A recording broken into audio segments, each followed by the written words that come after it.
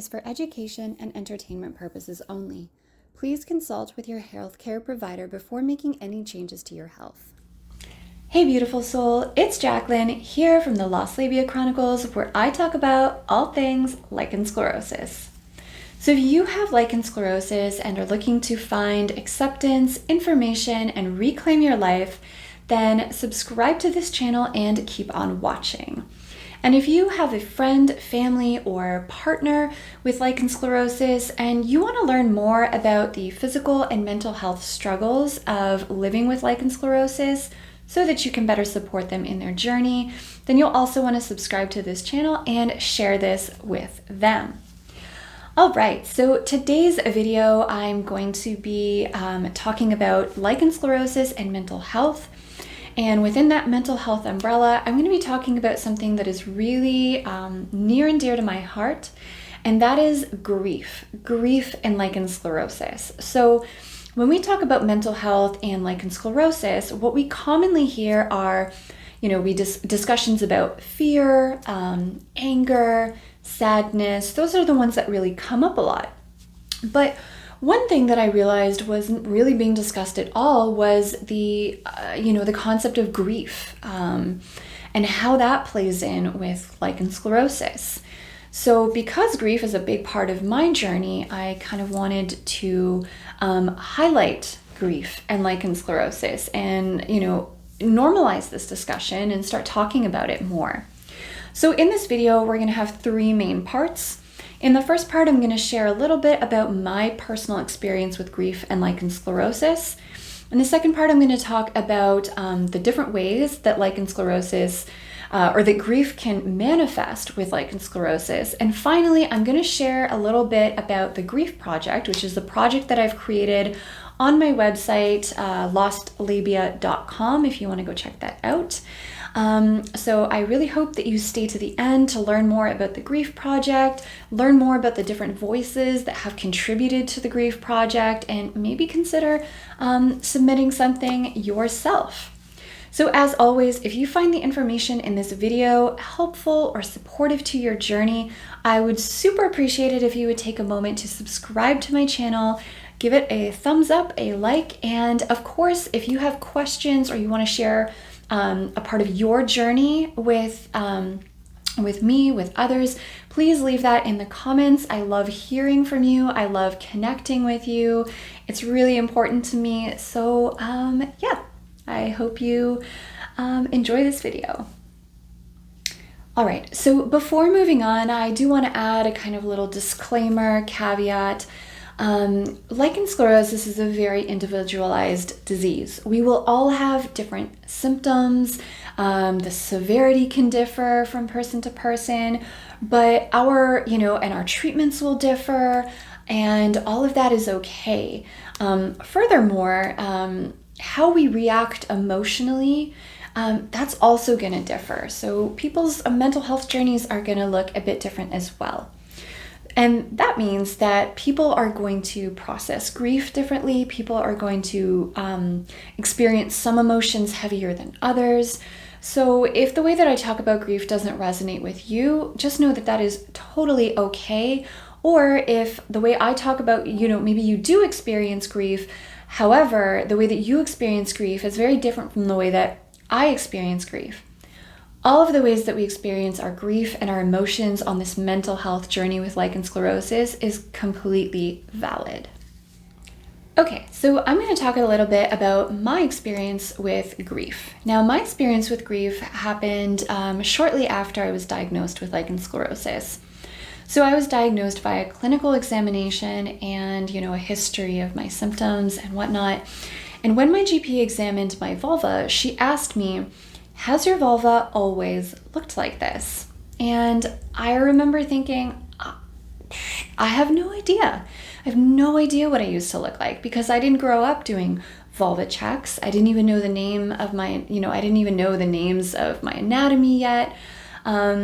I really had no idea. And, other than maybe knowing that I was smaller down there, I couldn't have really told you what I looked like. If you put my vulva in a lineup of vulvas, I don't know that I would have been able to pick mine out. So after my diagnosis, of course, you get to Googling, and then I started looking at different images of vulvas, and then I took a look at my own and saw what I was working with. And I realized that I didn't really have labia minora, that my clitoral hood was very much covered over the glands, and I really didn't look like most of the vulvas that I was seeing online. And this really crushed me.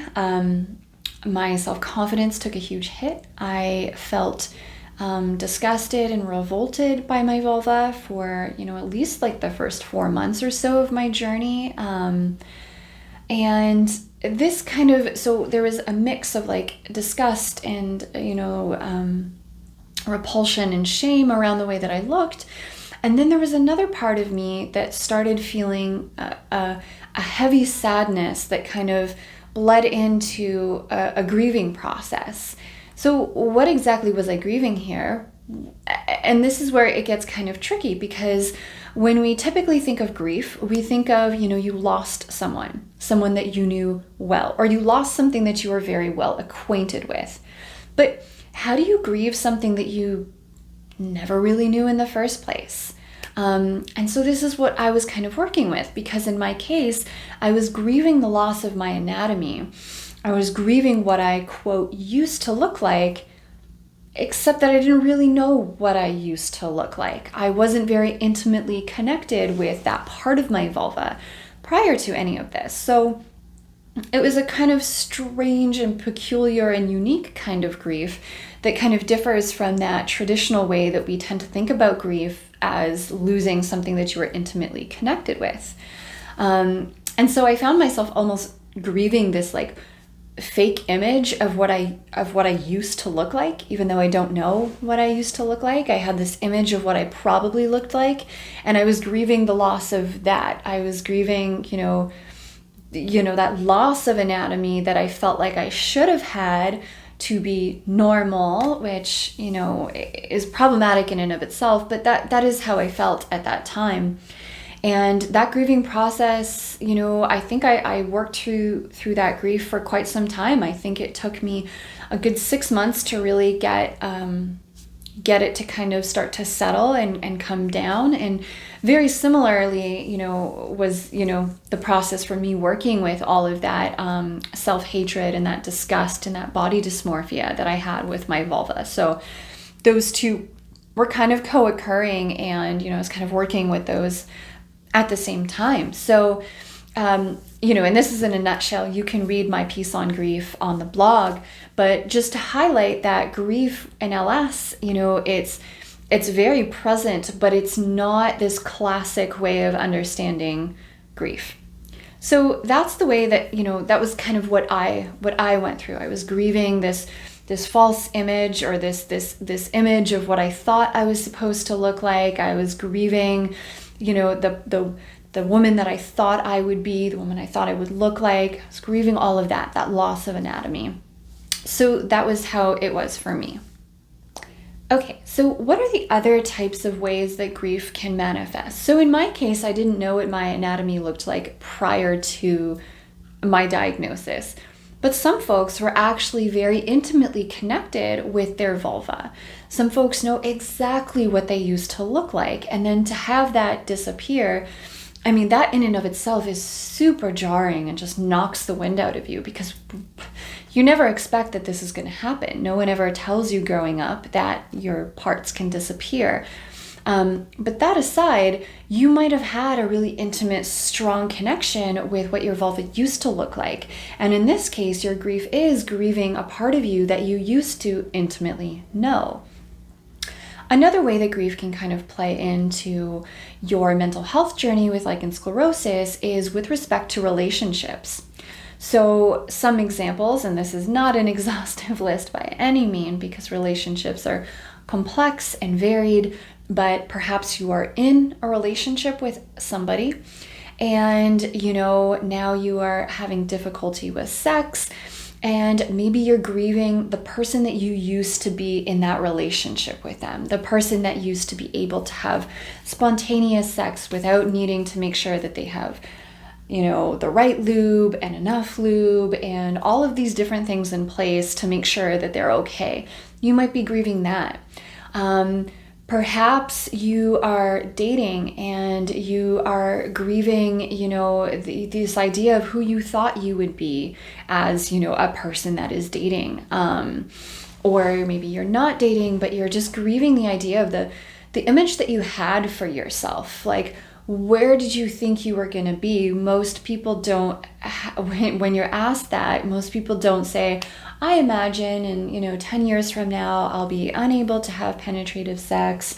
I'm going to lose a nice chunk of my anatomy. Like, nobody foresees that. We foresee ourselves, kind of being in these loving, relationships with people without any of these side effects that come with our condition. So you might, grief can manifest in that kind of way, grieving the romantic sexual person that you thought you were going to be. So that's another way that grief can manifest. There's also lifestyle. Perhaps you are grieving the person that you used to be in terms of being able to spontaneously do certain activities with your friends. Maybe you were like a marathon runner or a cyclist, and now you're processing this grief that comes with either not being able to do that sport anymore, or maybe do it with the ease at which you used to do it, when we didn't have to think about modifying activities, when we could just do the activity. So for example, I grew up as a competitive swimmer and I love being in the water. I love swimming. And I can still swim now. I am in remission, but I can still swim, no problem.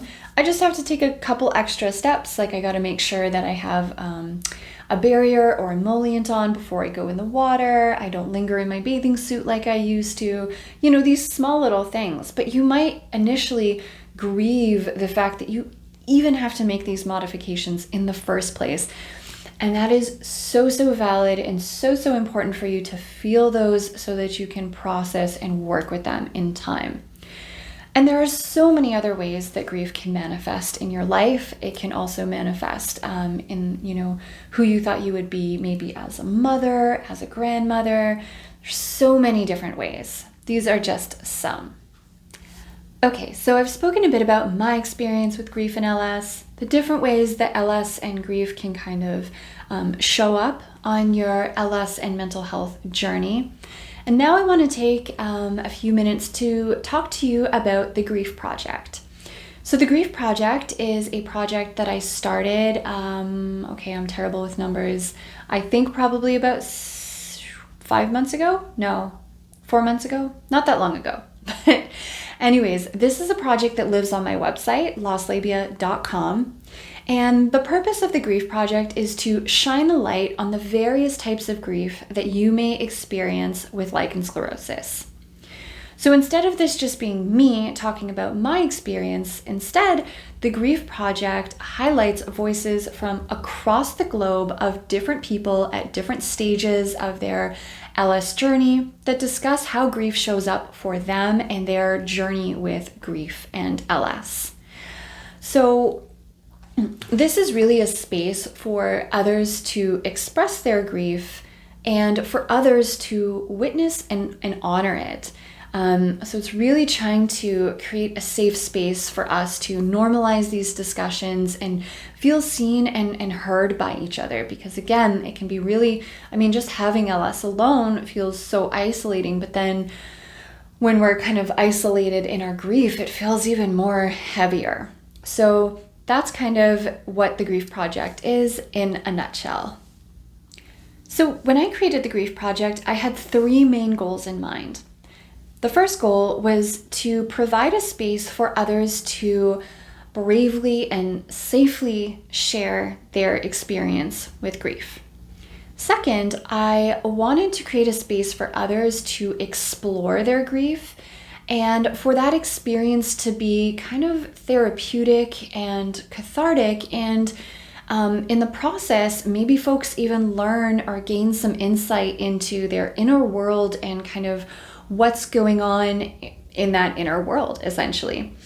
And then the third was to really, normalize discussions about grief and LS. Really just make this part of our everyday conversation so that folks feel more comfortable saying, hey, I am grieving this aspect of, you know, who I used to be because of this disease. And so it's really important for me that, that those three goals are met. So I'm now going to do a little screen share, and what I want to do is kind of take you over to the website, show you what the Grief Project looks like, talk a little bit about some of the contributions on the site. It is very possible that by the time you are watching this video that some more submissions have been added to the Grief Project. Again, I do film these videos in advance because I do work full-time, and I'm involved in a couple other LS projects, so I have to be really strategic about my timing. So we're gonna go hop on over to my laptop, and then I will be back to wrap up this video. All right, so let's take a look at the Grief Project on my website. So if you go under blog page, you have the blog page or Grief Project options. We're going to go over and check out the Grief Project page. So here we have a little description about what the Grief Project is, and then you can find all of the contributions to the Grief Project. Right now, at the time that I'm recording, we have 5 contributions, including a contribution from myself. And then I discussed the various ways in which you can contribute to the Grief Project, and then how to reach out to me. So let's just take a quick couple look at some of these. So let's start with Paulina. Paulina is a fellow LS warrior. I got to meet her through the Lichen Sclerosus virtual meetups. She is in her 20s and she's living in Germany. So she very bravely shares her story, her struggles with mental health, and what grief looked like for her, and how she spent a lot of time, grieving her past, and how grief kind of affected past relationships. And as well, there was grief about, what the vulva looked like. So that's our amazing Paulina. We will go back. Let's just highlight the rest of them really quick. Jen, again, fellow LS warrior. I got to know Jen through the Lichen Sclerosus virtual meetups. She's also in the LS Warriors. And Jen shares her story of grief with LS and also with motherhood. And she had an incredibly difficult labor. She almost died a couple times from it, so she kind of talks through that, her husband getting cancer. She also got another diagnosis, which was episiotomy scar and endometriosis. So she talks about that and grief for the past, and kind of talks about where she's at now. And Jen is in the United States. And then we have Louise, who is also an LS warrior that I got to meet during the meetups. And Louise shares her journey in kind of 3 chapters, walking us through the beginning, the middle, and kind of where she's at now. And there's a lot of discussions about how grief kind of intersected with family for her. As a mother, as a grandmother, etc. So there's a lot in there about motherhood. And then she shares kind of where she's at now. So that's another contribution. And then I will just show, we got Megan's story. Megan, again, is another LS warrior. And I also met Megan during the meetups. So one thing that's a little bit different here is that with Megan did an interview with me. So we can kind of see here how I've just kind of highlighted, italicized our names. So that's me asking a question above there. Oh my gosh, stop. And this is Megan's response. So this is a kind of blog-ish type transcription of a wonderful conversation that I had with Megan about grief. Megan has a lot of pain in her diagnosis, so we talked a lot about the grief that comes with, chronic pain, dives into motherhood again and lifestyle. So there's a lot here as well. These are all beautifully written pieces, and I'm so honored that they decided to be a part of this project. So I just wanted to share a little bit about these pieces with you. So I hope you come on over to the Grief Project, check it out, and witness and honor the journeys that they've been on, the strength that they exude, and consider contributing yourself. All right. All right. So let's say you are interested in contributing to the Grief Project. What are the ways that you can contribute, and how do you contribute? Okay. So the first way that you can contribute is you can write up a little kind of blog post. I don't have a word limit, but if you want some guidance, maybe between 500 and 1,500 words about your experience with grief, and you add your own photos. And those would be your own personal photos, because I have to make sure for copyright reasons. So you can add your own photos. The second option is you can write up a piece on grief and ask me to choose your photos for you.